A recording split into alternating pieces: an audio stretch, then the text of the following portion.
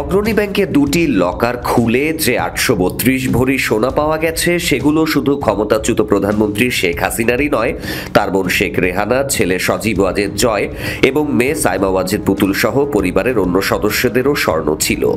বুধবার দুর্নীতি দমন কমিশনের মহাপরিচালক মোহাম্মদ আক্তার হোসেন এই তথ্য জানান।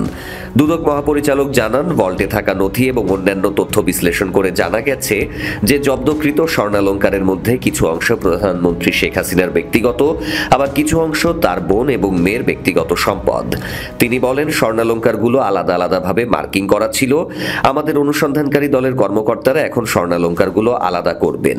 কার কোন অংশটুকু আছে তা নির্ধারণ করা হবে।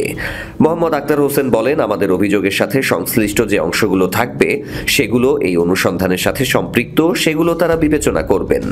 অন্যগুলো অন্য অনুসন্ধানের অংশ হতে পারে।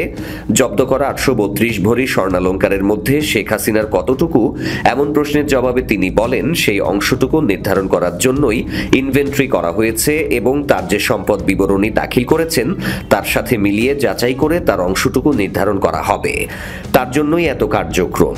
দুদকের চোখে জব্দ হয় এসব স্বর্ণ বৈধ না অবৈধ জানতে চাইলে মহাপরিচালক বলেন, সম্পদ বিবরণী যাচাই করলে জানা যাবে স্বর্ণগুলো জ্ঞাতেয় আয়ের সাথে সঙ্গতিপূর্ণ ছিল কি না।